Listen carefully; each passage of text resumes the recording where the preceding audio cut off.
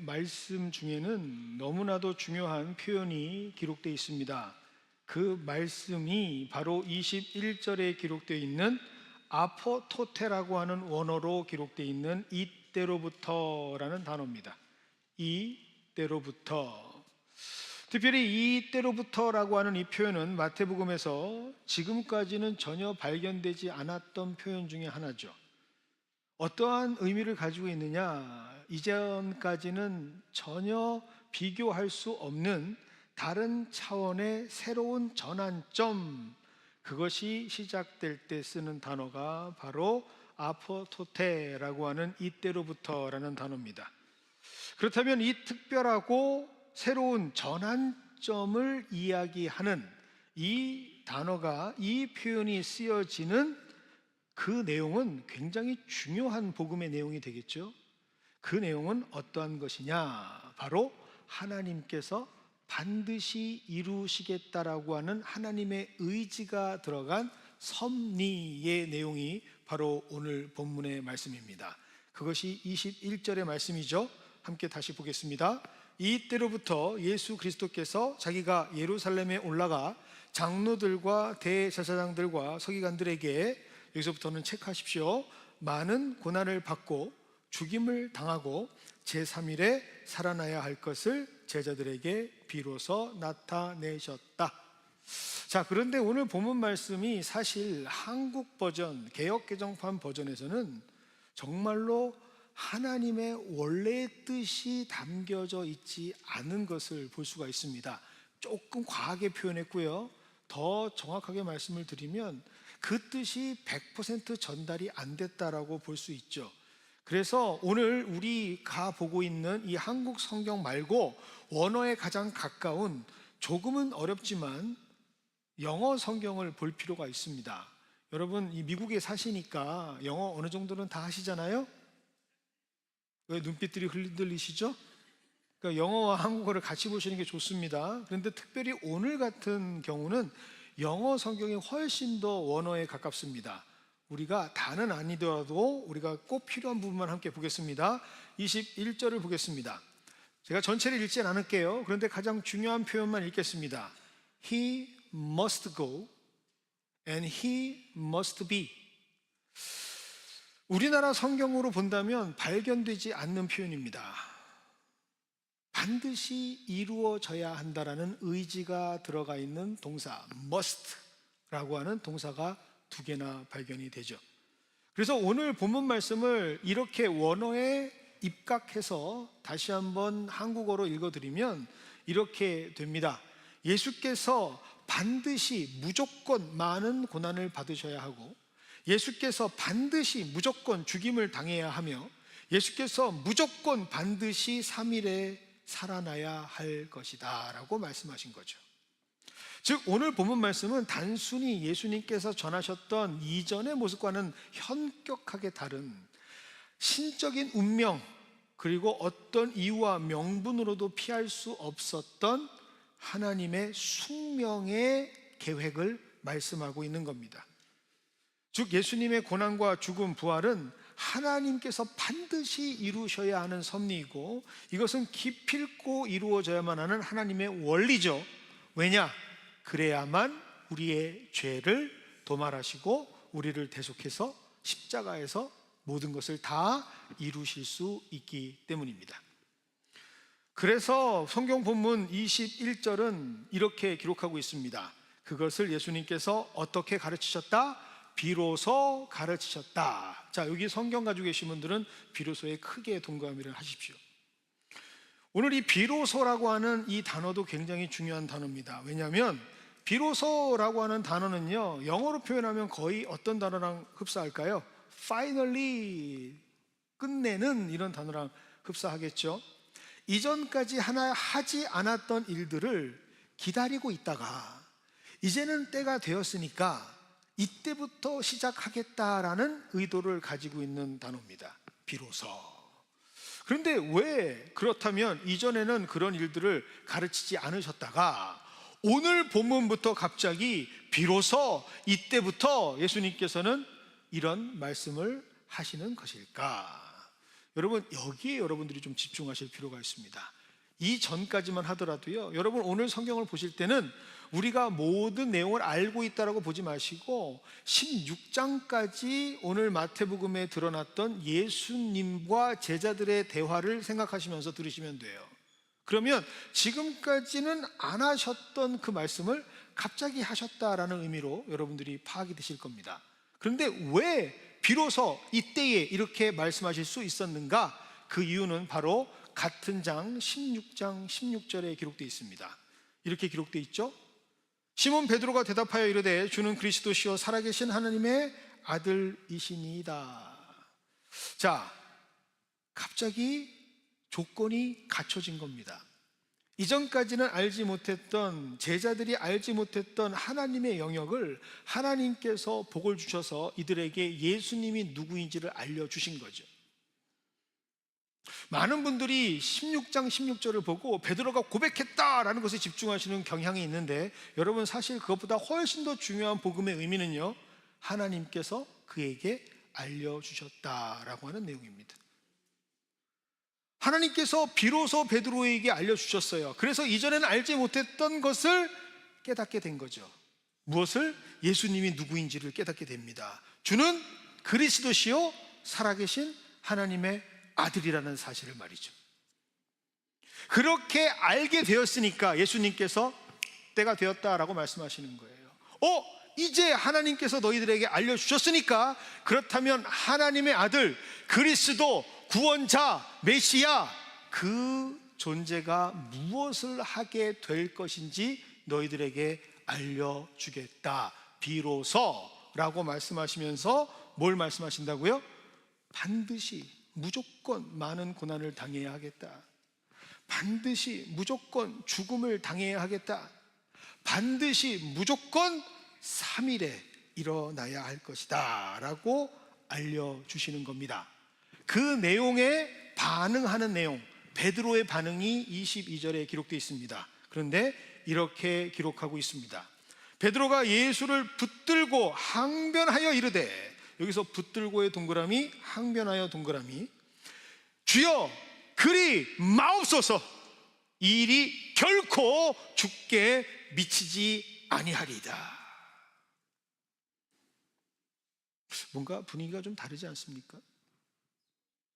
여러분 오늘 성경을 다시 한번 확인해 보세요. 그런데 오늘 성경 역시 22절 역시 한국어 성경에는 100% 그 느낌 그대로 전하지 못하고 있어요. 오늘 역시 영어 성경 NIV 버전으로 한번 다시 보도록 하겠습니다. 22절입니다. Peter took him aside, began to rebuke him 이라고 기록되어 있죠. 전혀 다른 느낌이죠? 잘 모르세요? 자, 그런 느낌일 줄 알고 설명을 해드리겠습니다. 여러분 우리나라 성경에는요, 베드로가 예수를 붙들고 항변했다라고 하니까 예수님 이럴 수 없습니다 라는 것처럼 보이지만요, 영어 성경을 보니까 뭐라고요? Peter took him aside. 베드로가 예수님을 붙잡고 어딘가로 끌고 가고 있는 거예요. 대단한 일 아닙니까? 여러분 보통 이런 일은 언제 벌어지죠? 남편이 쓰잘데기 없는 이야기를 할 때 아내가 붙잡고 끌고 가죠. 왜 이래? 이해되세요? 무슨 얘기인지? 아이가 지금 많은 사람들이 있는데 예의 없고 정말 몰상식한 일들을 할 때 그 아이를 잡고 끌고 가죠.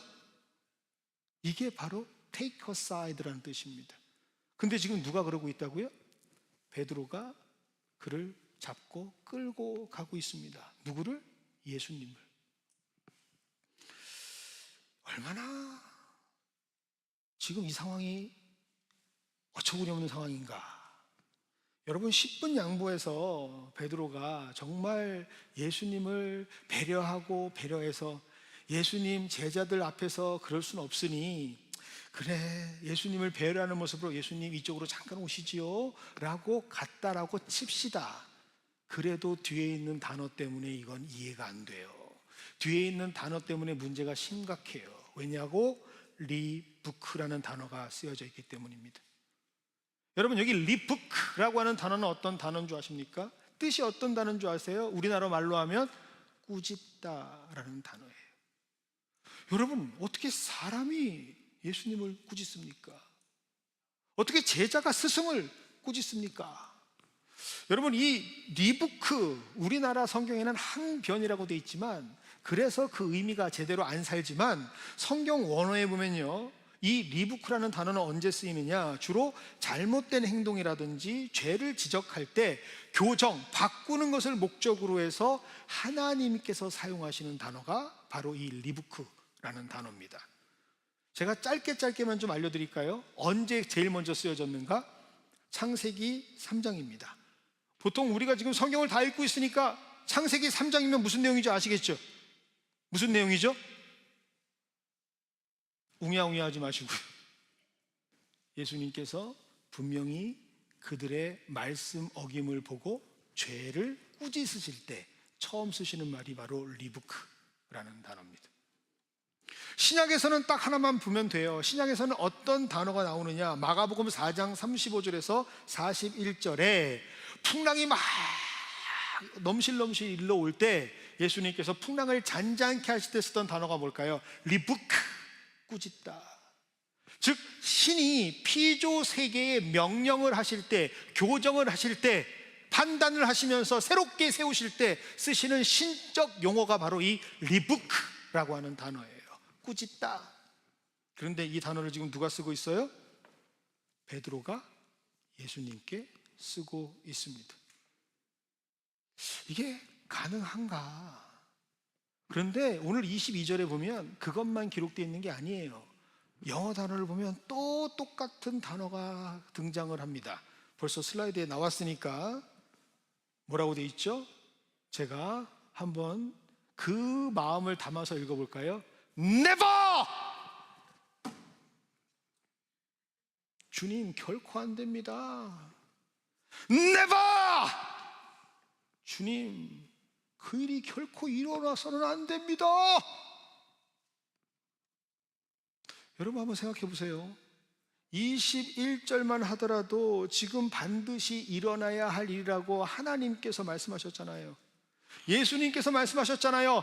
반드시 이루어져야 할 거라고. Must go, must be. 그런데 거기다 대고 지금 뭐라고 얘기하고 있다고요? Never! 결코 일어나서는 안 됩니다. 결코 never! 그런 일은 허락될 수가 없습니다. 여러분, 이게 굉장한 반전 아닙니까? 방금 전까지만 하더라도, 그래서 오늘 말씀 중에 처음 시작되어졌던 아포토데라고 하는 이때로부터라고 하는 그 표현이 굉장히 중요하다니까요. 왜요? 이 표현 아포토테라고 하는 표현 이전에는 어떤 일이 있었느냐? 우리가 잘 알고 있는 내용이 하나 기록이 됩니다. 어떤 내용이죠? 예수 그리스도는 그리스도시요 살아계신 하나님의 아들입니다 라고 얘기했던 16장 16절이 있었잖아요. 그때 그 모습을 보면서 예수님께서 베드로에게 칭찬하십니다. 뭐라고 칭찬하시죠? 그것을 알게 한 것은 혈육도 아니요, 그것을 알게 하신 것은 바로 하나님이시다 라고 칭찬을 해요. 그리고 그 칭찬을 받은 하나님의 자녀가 된 베드로에게 예수님께서 뭐라고 축복하시죠? 너를 반석 삼아서 그 위에 교회를 세우겠다라는 축복해 주세요. 그리고 그것만 하시는 것이 아니라 그것을 통해서 음부의 권세가 이기지 못하도록 하나님께서 붙드시고 세우시는 놀라운 복 중에 복을 허락하리라 라고 누가? 예수님께서 직접 말씀하셨어요.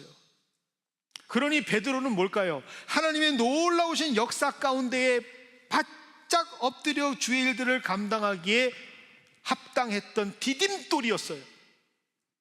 그런데 22절에서 갑자기 그 디딤돌이 발딱 일어나서 그렇게 될 수는 없습니다. Never! 결코 그런 일은 있을 수 없습니다. 오히려 하나님께서 하시겠다는 일을 방해하는 장애물, 걸림돌이 됩니다. 여러분, 오늘 성경이 왜 이걸 얘기하고 있을까? 그것은 바로 우리의 모습이 그럴 수 있기 때문에 그렇습니다. 여러분, 이게 우리 인간의 부정할 수 없는 솔직한 모습입니다.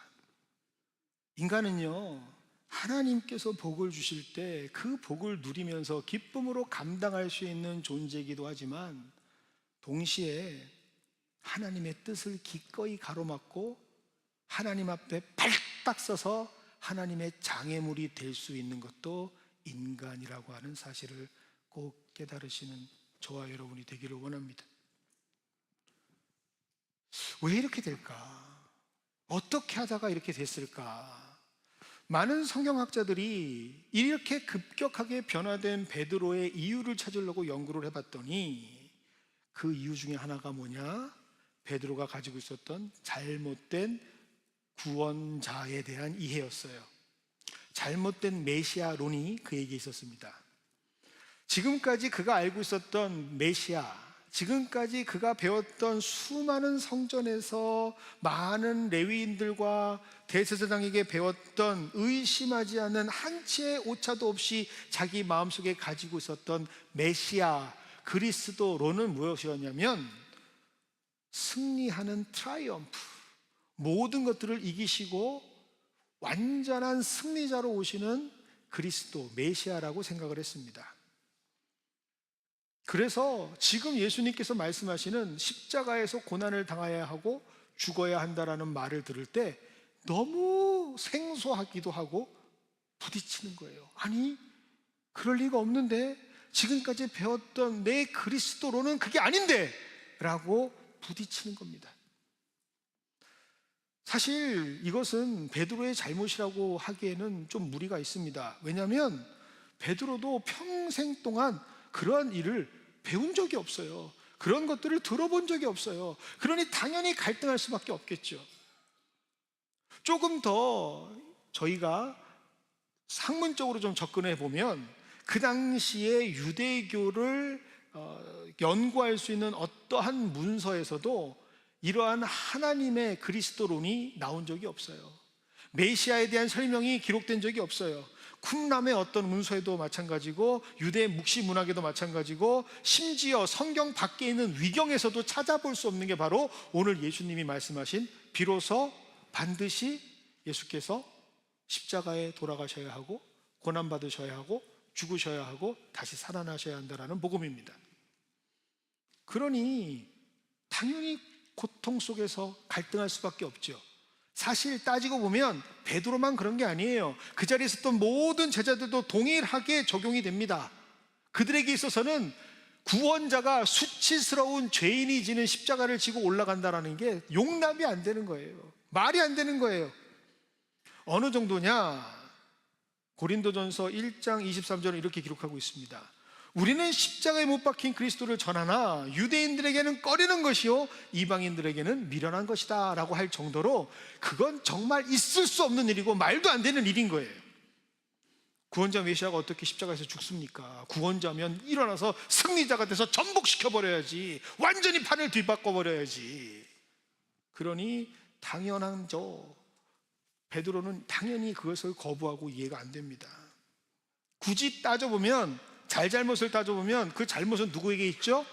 베드로에게 있는 게 아니라 그 구원론을 정확히 가르치지 못한 당시 랍비들에게 있는 것이고 제사장들에게 있는 것이고 하나님의 말씀을 맡은 자들에게 있었던 거죠.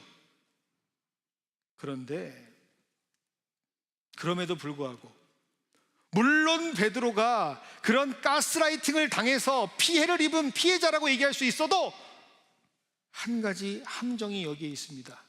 그 함정은 무엇이냐? 바로 그의 생각이 앞장서게 되니까. 지금까지 그가 알고 있었던 선지혜가, 선지식이 앞장서게 되니까, 고정관념이 되니까 지금 내게 말씀하시는 분이 누구인지도 까먹어 버렸어요. 누가 지금 나에게 말씀하고 계시죠? 그리스도시요 살아계신 하나님이 나에게 말씀하시는 것을 망각해 버립니다. 하나님께서 그에게 새로운 것을 알려주시는데, 새로운 복음을 알려주시는데, 그 새로운 하나님의 역사 속에 그가 앞에 있으면서도 뭐라고 있다고요? 거부하고 있습니다. 아니라고 말하고 있습니다. 이게 바로 베드로 속에 비춰진 인간의 모습이라고요. 목회를 하다 보면 많은 선후배들을 만나게 되고 또 이런저런 위로도 받고 의견도 나눕니다. 그런데 목사님들이 결국에 이야기하다 보면 교회 이야기밖에 할 게 없어요. 그런데 교회 이야기를 하다 보면 좋은 얘기도 많이 하긴 하는데 힘든 얘기를 합니다. 그런데 이 힘든 얘기 중에 가장 힘든 게 뭔지 아세요? 가슴 아픈 사람들을 보는 거예요. 신앙생활을 하면서 가슴 아픈 사람들을 보는 게 가장 어렵습니다. 어떤 사람들이냐? 여러분, 목회를 하다 보면 목사님들, 목회자들 눈에 가장 띄는 분들이 어떤 분이냐면 하나님의 사람들이 눈에 띄어요. 일을 열심히 하고 노력을 많이 하고 최선을 다하고 하는 사람들도 좋지만 그 위에 더 중요한 분들이 어떤 분들이냐면 하나님의 일을 감당하는 사람들이에요. 하나님의 사람들이 눈에 띄어요. 왜요? 목회는 하나님의 뜻을 아는 사람들과 함께 해야지만 감당할 수 있는 것이기 때문에 그렇습니다. 그래서 하나님의 사람들, 하나님을 고백하는 사람들, 하나님을 아는 사람들을 찾으려고 노력을 해요.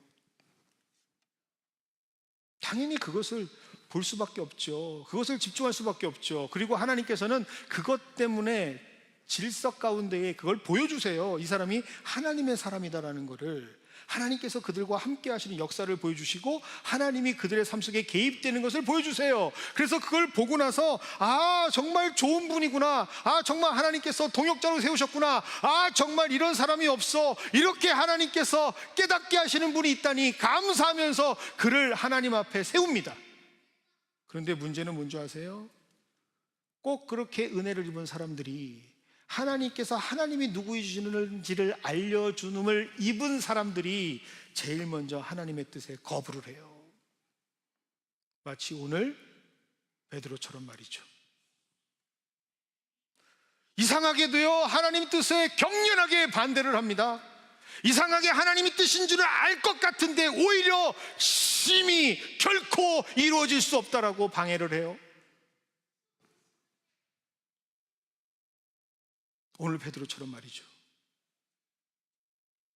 주의 말씀을 전하는 사람들을 윽박지르는 것은 예사고요, 그들의 목사를 끌고 와서 리부킹, 하나님인 것처럼, 믿음이 엄청 좋은 것처럼 그들을 윽박질러요. 꾸짖습니다. 여러분, 그런 모습을 볼 때 얼마나 황당한 줄 아십니까? 얼마나 힘든 줄 아세요? 하나님의 뜻이 어디에 있습니까? 하나님 보여주셨잖아요. 하나님은 사람 맞잖아요. 그런데 왜 갑자기 이렇게 변한 겁니까? 당혹스럽죠. 때로는 홀로 눈물 흘리면서 그 누구도 알지 못하는 답답함과 괴로움 속에서 몇 주를 보내기도 합니다. 그러다가 목회자들이 목회를 그만두는 겁니다. 어디에 하나님 사람이 있단 말인가? 어디에 하나님의 일들을 감당하는 사람이 있단 말이야? 그런데요, 그럴 때마다 오늘 본문을 봐야 해요. 그럴 때마다 오늘 본문을 다시 한번 펼쳐봐야 합니다. 왜냐? 그것이 바로 원리이기 때문에 그렇습니다. 오늘 말씀을 펼쳐볼 때 그렇구나라는 걸 깨달아요. 우리 인간은요, 그런 존재들입니다. 은혜 입을 때도 있지만 하나님 앞에 감히 나서서 하나님을 이끌어 하려고 하는 욕심을 가진 자들도 있어요. 그게 우리의 모습 속에 다 담겨져 있습니다. 지금 말씀을 전하는 저는 여기서 자유로울까요? 그렇지 않습니다. 저 역시도 그럴 때가 있습니다.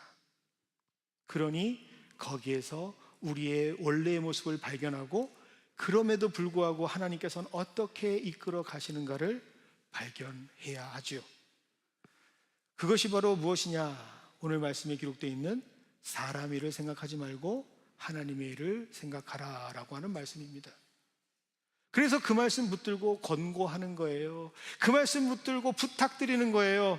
하나님의 역사 가운데 다시 돌아오십시오. 주의 일을 감당하십시오. 여러분, 오늘 21절과 22절에서 계속해서 반복되어지는 단어, 두 단어를 한번 비교해 보세요.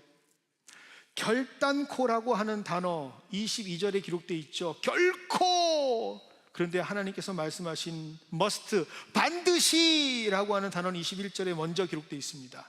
그러면 반드시라는 단어와 이 결코라고 하는 단어가 두 개가 꽝 하고 부딪히면 둘이 합의가 없어요. 중간에는요, 타협할 수 있는 스팟이 없어요. 반드시 하나는 사라져야 돼요. 그런데 여러분, 어떤 것이 사라지는 게 옳습니까? 결코 그런 일이 벌어지면 안 됩니다라는 그 never가 살아 움직여서 승리해야 되겠습니까? 아니면 하나님의 뜻, 반드시 이루어져야 하리라 라고 하는 하나님의 뜻이 살아서 움직여야 하겠습니까? 여러분, 이게 가장 중요한 핵심이에요. 신앙생활은요, 여러분 다시 한번 잘 들으십시오. 결코를 주장하는 게 아니고요, 하나님께서 말씀하시는 반드시 순종하는 것이 신앙생활입니다. 그렇게 살아가지 못하면요, 예수님께서 뭐라고 말씀하시는지 아십니까? 정말 가슴 아픈 마음으로 여러분에게 전달해 드릴게요. 예수님이 그렇게 살지 못하면, 그렇게 하나님 말씀에 순종하지 못하고 끝까지 결코를 주장하는 사람이라면 그에게 하나님께서 뭐라고 말씀하시는지 오늘 성경에 기록되어 있습니다. 뭐라고요? 사탄아, 물러가라. 여러분, 사탄은 어떤 존재라고 생각하십니까? 우리가 사탄 얘기하면 뿔 달리고 시커멓고 피를 철철 흘리며 칼을 들고, 여러분 그거 사탄 아니에요. 그런 사탄은 하나도 안 무서워요. 성경에서 어떤 존재를 사탄이라고 말하는지 한번 볼까요? 오늘 성경입니다. 하나님의 일을 생각하지 아니하고 도리어 사람의 일을 생각하는 자, 그를 사탄이라고 말합니다. 그래서 예수님께서 뭐라고 말씀하셨죠? 사탄아 물러가라 라고 말씀하셨어요. 그런데 오늘 이 사탄아 물러가라 라고 하는 말씀은 오늘 처음 마태복음 16장에 기록된 말씀은 아닙니다. 어디에 기록되어 있는 말씀이냐?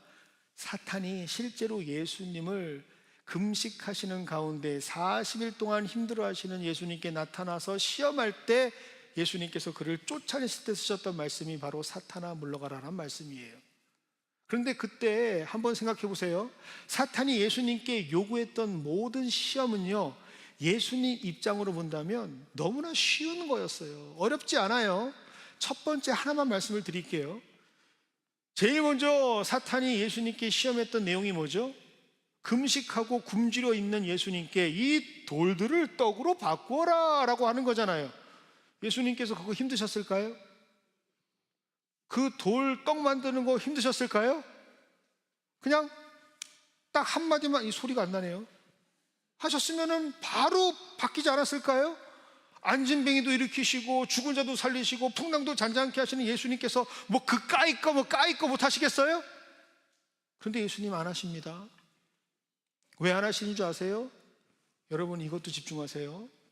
많은 신앙인들이 내가 시험을 당한다 할 때 내가 할 수 없는 것들을 해야 하는 것이 시험이라고 생각하시는 분들이 있어요. 착각하지 마세요. 진짜 시험은 어떤 게 시험인 줄 아세요? 내가 할 수 있는데 안 하는 게 진짜 시험이에요. 내가 할 수 있는데 그것을 하지 않게끔 하나님께서 붙잡아 주시는 거, 그런데 그것을 하라라고 계속해서 등 떠밀면서 우리를 자극하는 게 사탄이에요. 여러분 죄송해요, 또 원고에 없지만 잘 알아서 해석해 주세요. 여러분 교인들끼리 분쟁이 꽝 있습니다. 서로 다툼이 꽝 있어요. 그럴 때 제일 쉬운 게 뭘까요? 제일 쉬운 게 뭐예요? 시원하게 욕 한 바가지 쫙 쏘고 안 봐 이 자식아. 그게 제일 쉬워요. 그거 못하는 사람 어디 있어요? 우리 중에 성깔 없는 사람 어디 있어요? 한 번씩 다 할 수 있어요 그거. 그런데 할 수 있는데 안 하는 거예요. 왜요? 하는 것이 시험이라는 걸 알고 있기 때문에 그렇습니다.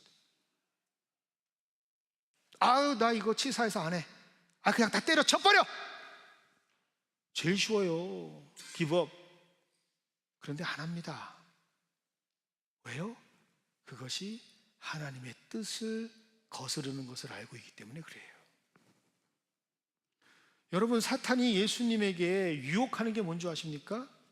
하나님의 일을 하지 못하도록 하나님의 일을 흔들어 버리는 거예요.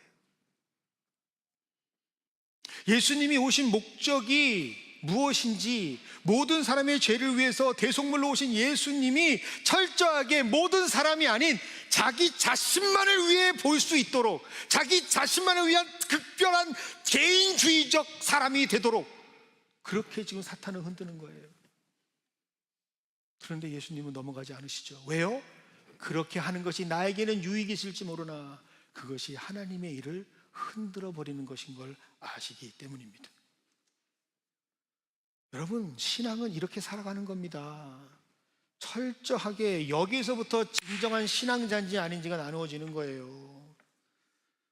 만약 내가 지금 하나님의 일을 생각하고 있다면 할 수는 없으나 다시 할게요. 내가 만약 하나님의 일을 생각하고 있고 기도하고 있어요. 하지는 못하지만 그렇다면 여러분, 적어도 사탄은 아니에요.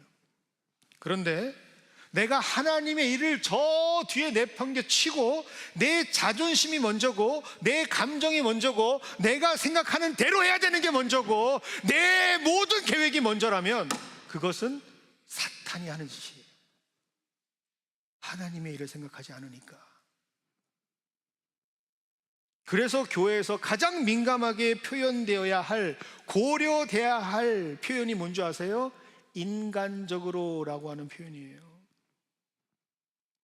여러분, 사회에서는요, 인간적으로라고 얘기하면 다 통용이 되는 가치입니다. 어쩌면 가장 최상의 가치가 인간적으로라는 가치일 수 있어요. 어떻게 인간적으로 그럴 수 있어? 그런데 성경은, 교회는 그 인간적보다 훨씬 더 높은 가치가 있어요. 그게 뭐예요? 하나님의 뜻이에요. 하나님의 뜻을 위해서라면 인간적으로는 힘들고 어렵고 괴롭지만 그럼에도 불구하고 감당해낼 수 있는 게 참 신앙인의 모습이란 말이에요. 그래서요, 죄송하지만 가끔 교회에서는 상식이 안 통하는 거예요. 왜요? 하나님의 일이 우선되어야 하기 때문입니다.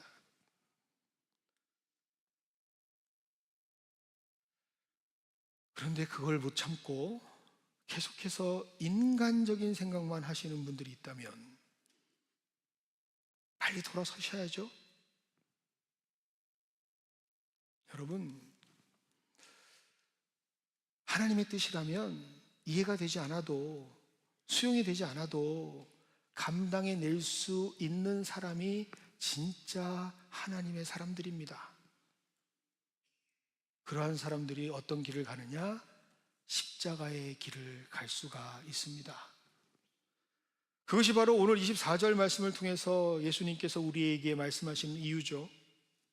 예수께서 제자들에게 이르시되 누구든지 나를 따라오려거든 자기를 부인하고 자기 십자가를 지고 나를 따를 것이니라.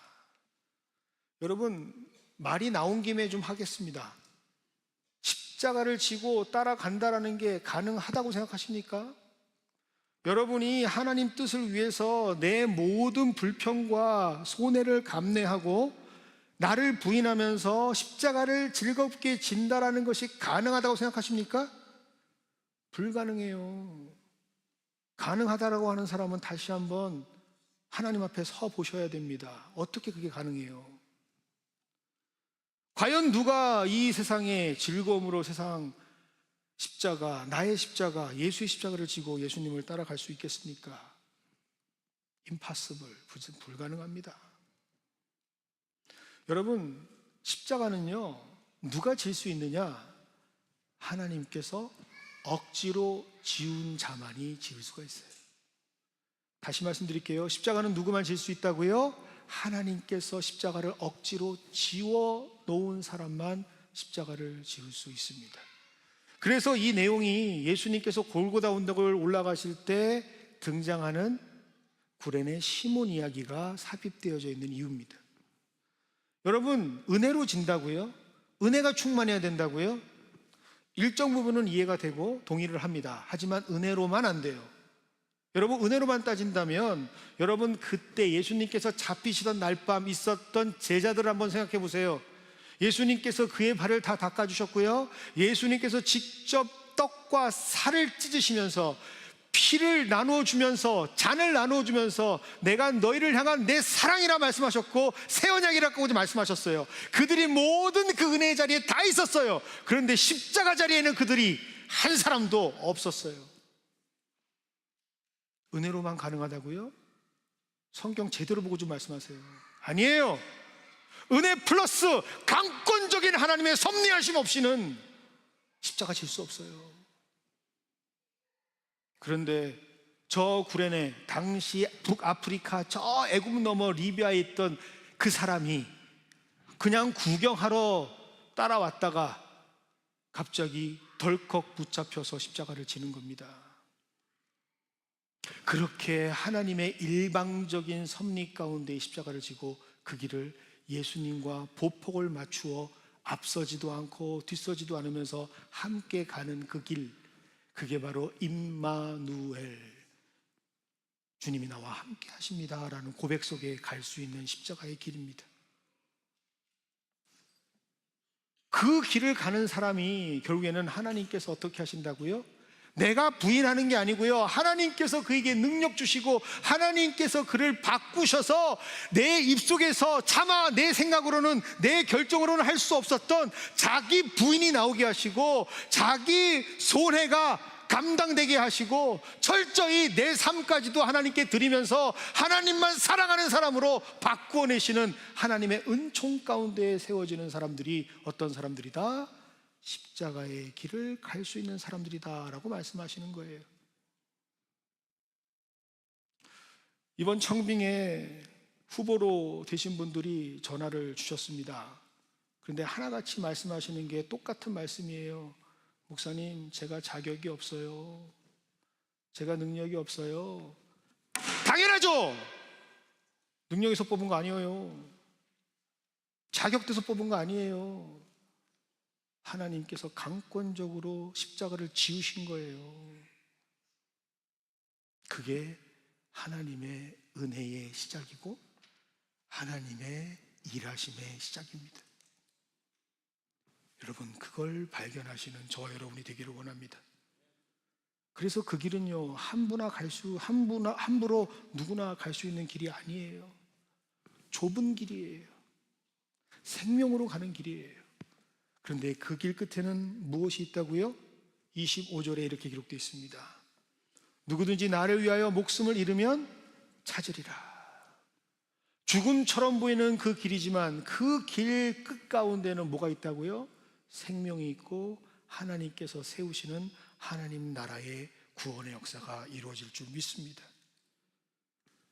예수님께서 우리를 위해 죽으셔서 우리가 구원을 함께 누리듯, 그렇게 교회에 세워지는 사람들은 십자가를 하나님께서 감당하시는 힘으로 말미암아, 주권적인 하나님의 섭리로 말미암아 그 길을 가다가 죽으면 죽으리라 가는 그 길을 통해서 하늘의 밀알이 땅에 떨어져 죽을 때 많은 열매를 맺게 되는 생명의 사람들로 하나님께서 세워주시는 거죠. 그래서 그 길을 갈 수 있는 사람들은 어떤 사람들이냐? 바로 영광의 사람들이다라고 성경은 말하고 있습니다. 그 길에 우리 오늘 공천되어진 후보자들이 세워졌습니다. 여러분, 기도해 주시기 바랍니다. 여러분, 응원해 주시기 바랍니다. 여러분, 함께 해 주시기 바랍니다. 그것이 바로 하나님의 강권적인 역사 가운데에 우리를 향하신 하나님의 마음이기 때문입니다. 나의 자격이 있어서가 아닌 하나님의 섭리와 하나님의 은혜 가운데에 나의 것을 주장하고 결코 이럴 수 없습니다라고 말했던 베드로도 결국에는 하나님께서 쓰실 때 완전히 바뀌어져서 결국엔 하나님의 놀라운 일들을 감당하는 주의 사람이 되었다라는 사실을 꼭 기억하시는 저와 여러분이 되기를 원합니다. 이를 위해 우리에게 필요한 것, 가장 먼저 은혜가 필요하겠죠. 그래서 오늘 말씀을 이 찬양과 함께 마무리로 하나님께 고백하며 올려드리겠습니다.